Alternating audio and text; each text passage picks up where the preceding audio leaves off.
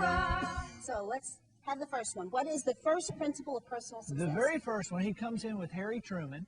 And, of course, this is an easy one. You can figure this one out. The buck stops here. You know, the principle is I am responsible for where I am. And until I accept responsibility for where I am, I have no platform for moving on.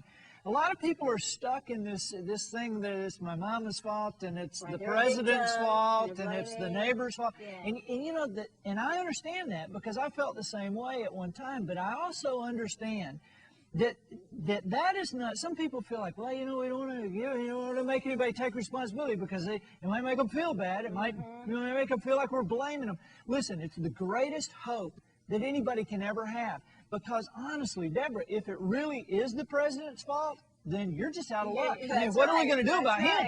You know, but if I can find the answer to my challenges in the mirror, then I have incredible hope because I can make decisions now to change my future. And you're the only one in control. Right. I mean, it's just you.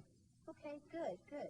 Number 2, seek wisdom. Number 2, seek wisdom. You know, you would hear that and think, oh, okay, just read and listen to tapes and CDs, but it's more than that. And I'll give you one little tidbit of this. I think that when King Solomon talks to him about his associations, as adults, sometimes we feel like, well, associations, yeah, I remember my mom telling me that. Well, you know, there's nobody watching us today that isn't desperately concerned about the children their children hang out with, because we all know they're going to turn out just like them. Well, at what age does that cease to be a factor in our life? Is it 21 or 52? And the answer is, of course, we never outgrow the associational effects of other people in our lives. You want to play great tennis? Play against somebody who's better than you. You want to be wealthier, you want to be wiser, you want to be smarter, you want to have better discernment, then surround yourselves with people like that.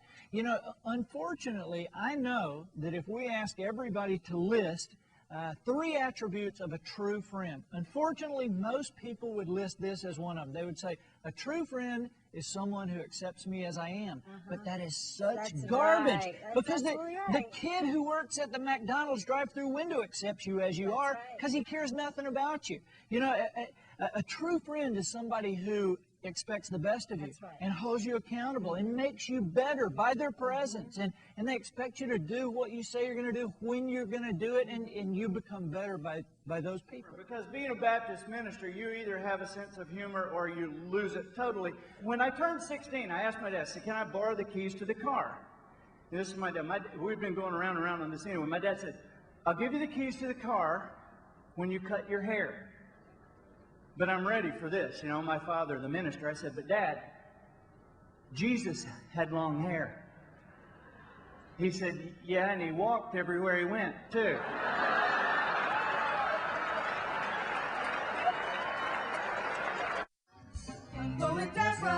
So, number 3, personal action. Number 3, I will be a person of action, and you know, this is one that I understand, that when people go through a tough time, it's everybody's first inclination to just lay down on the couch and just let's wait this out. You know, be like a deer in the headlights. Hit me. You know, but it feels good though. It feels good. You have to. I mean, when you just go there. It feels good for a little bit, but you know, we're talking about your life here. And the answers to your life will not be found with the remote in your hand. And so it is important. You know, I mean, God feeds the birds, but he doesn't throw the worms in their nest. You know, it's important to get up, get after it. And it kills me to hear people say sometimes, well, you know, I'm going through a tough time, so right now, I'm just going to sit here and wait on God. Hey, in most cases, God's waiting on you.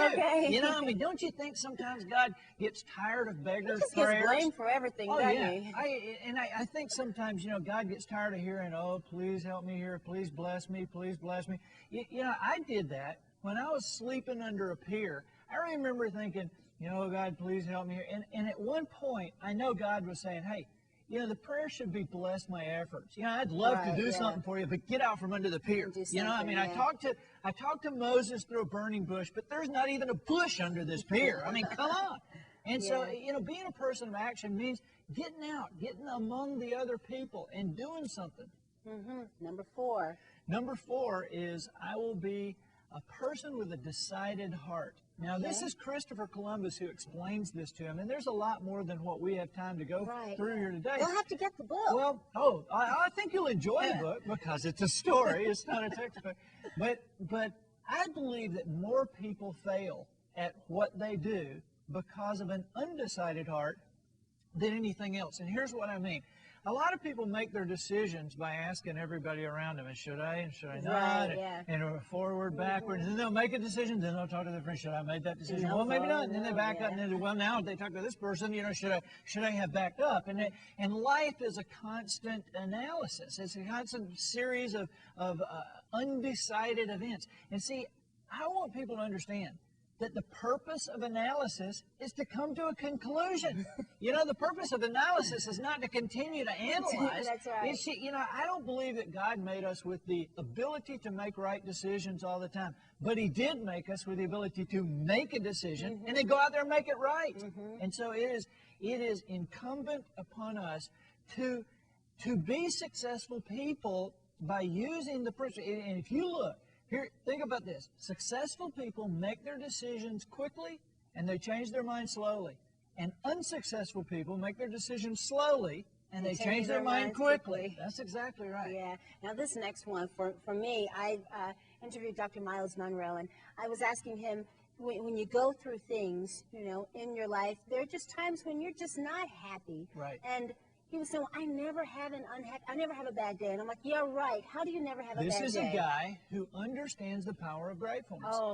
Choosing to be happy. And the reason I put Anne Frank in this position, I mean, where could you find in history somebody with less reason to be happy than a 12-year-old girl stuck in a closet, basically, with 8 family members, for God's sake, and under the threat of death?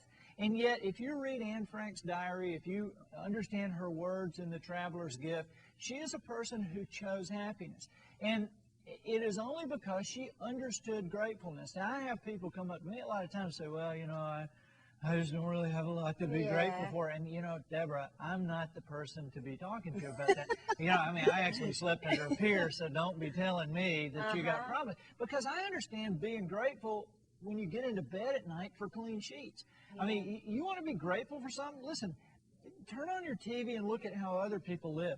I mean, go to Mexico and see in Mexico City a slum with 2 million people, and the next time you turn on the water in your bathroom and see clean, clear water come out, you'll be very grateful. Yeah. And the seeds of unhappiness cannot grow in a grateful heart. And so if we understand that there are many, many things we have to be grateful for. We're alive. We have enough to eat. We live in the United States of America. Those are such basic things. You expect them now. I mean, I can be grateful that, that I have a roof over my head, but there's some people who live in a mansion. I want to live in a, Right. So, right. But there's relative. Then there is a choice, though, and there's also the choice of putting a smile on our face that draws people to us. Because I'll hear people sometimes say, well, in my work, they just, we get clients and they don't give me the good clients. And I want to say, brother, why do you think they're going to give you the good ones? You'll run them away. Yeah, you'll run them away. I mean, act like somebody wants to be around, and maybe you'll get the good clients. And so choosing to be happy brings opportunity to us. Coming up after the break, we have music from